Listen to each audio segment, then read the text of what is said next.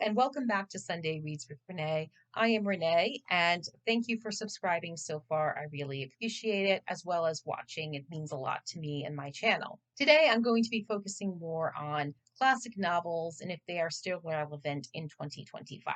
The idea sprung from a question I found when I visited the Mount, home of Edith Wharton, author of The Age of Innocence, when I visited Lenox, Massachusetts last year. Inside the Mount on the second floor, the walls are covered with a series of questions for visitors to answer and post. One of them asked if her novels written in the early 20th century are still relevant in the 21st century.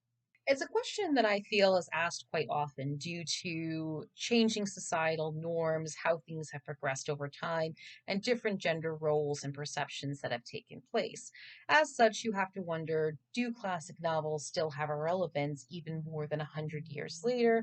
In some ways I do, some ways I don't, and this is me doing a brief discussion on it. I plan to do a deeper dive into this in the future, but I'm more focused on Edith Wharton and Kate Chopin at the moment because I've recently read their works, so therefore I think they're a little more fitting to this entry.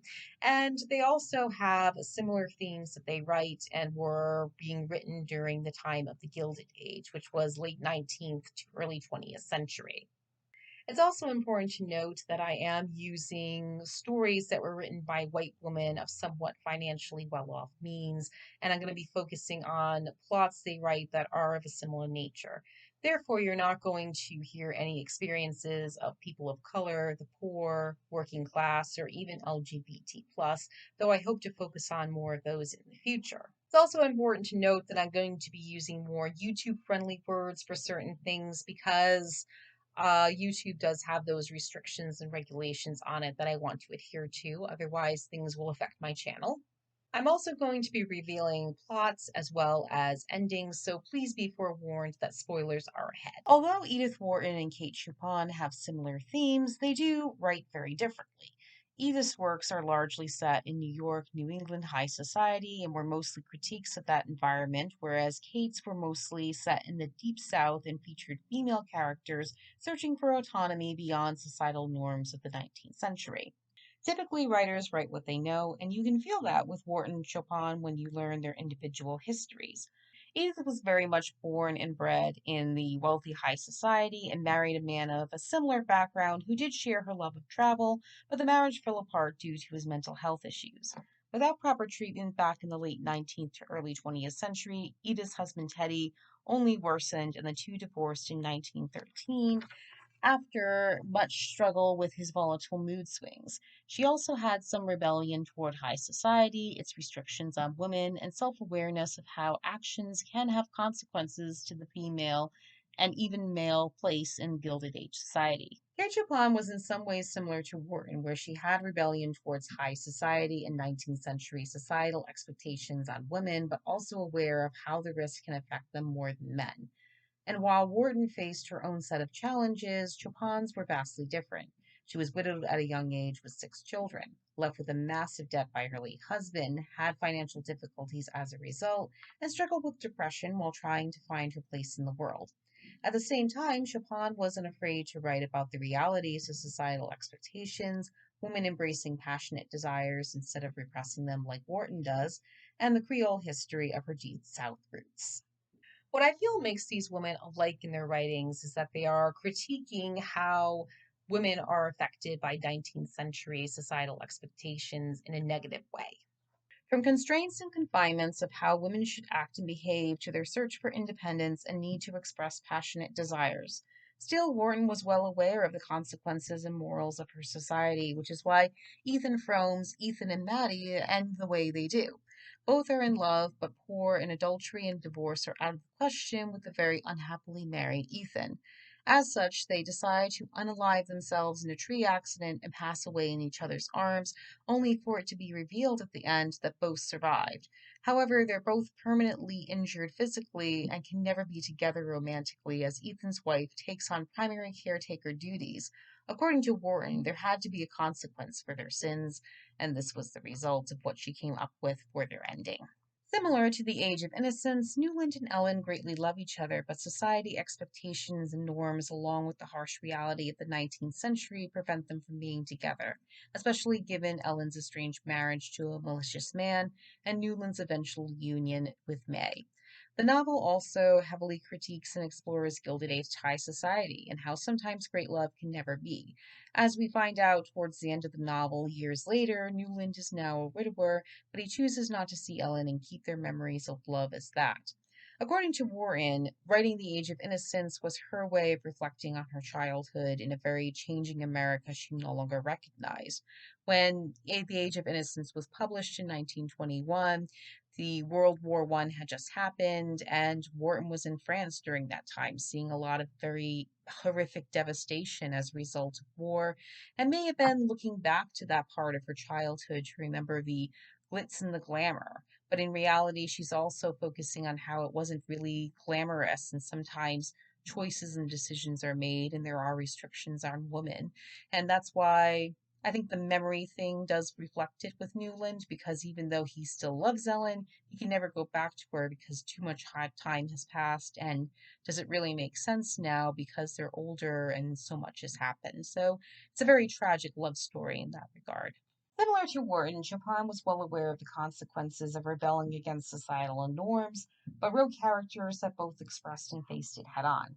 A reason why her many contemporaries were shocked by her works and why modern readers view Chopin as an early 20th century feminist. In her short story, A Story of an Hour, Louise is at first grieved by her husband's loss, but in private feels liberation that she is free from him being her sole identity.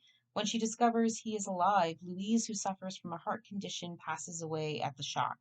So very gruesome, grim detail there about, not only loss and feeling it, but realizing, I can be free from this society, but now I can't because he is alive, and the shock was just too much for her, so she ends up passing away as a result. So it's quite tragic and grim. In Chopin's most well known work, The Awakening, she takes a more detailed approach with themes on a woman's rebellion against societal expectations and search for autonomy. Edna is a married mom of two who has an awakening after a brief affair and begins a pathway to self discovery by living on her own, finding independence regardless of societal judgments.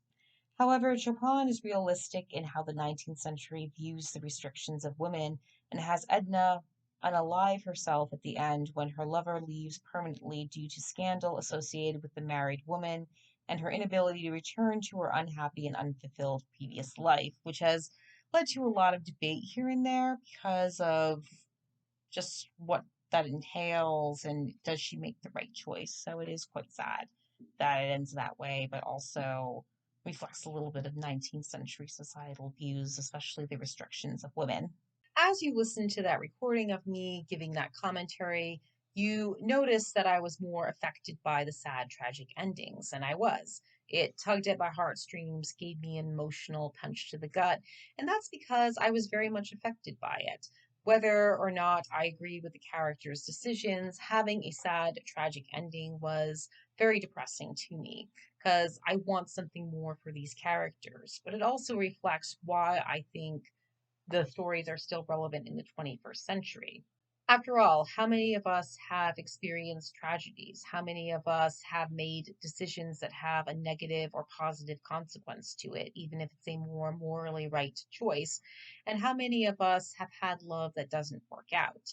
A lot of things have, of course, changed and are no longer relevant to Wharton and Chopin's time. When it comes to women, we do have more options and choices. We do have an opportunity for better marriages and parenthood if that's the path we take.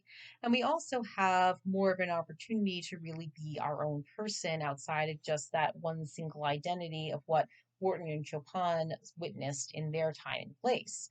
And this isn't to say men are terrible and women don't need them. I think both of us need each other, but I do think there is a lot of things that have changed in most countries that are beneficial compared to Wharton and Chopin's time. Still, I do think these books are and stories are relevant and can still tug at the heartstrings because you feel the emotions, the effects of human nature, and how the general feeling is in these books with themes that are relatable or not. But again, these stories are, of course, written by white women in financially well off societies with plots and characters of the same kind. It doesn't really focus on people of color, poor, working class, and LGBT plus. Nonetheless, I do recommend reading these books because I think there is a relation or connection or feeling and discussion you can have because of it. And that's always a positive thing, no matter how old a work is. But this is just what I think. Now tell me what you think. Is there something about classic novels that are still relevant to the 21st century? Do we still see some of ourselves in these characters, even though they were written more than 100 years ago? Are there contemporary reads with similar themes that are better and more fitting to what we go through today? Please let me know in the comments. I always like to hear these discussions, and be sure to like, share, subscribe, click the notification bell. I'd love to hear from you as well. Thank you so much, and please join me next week for Sunday Reads with Renee. Bye.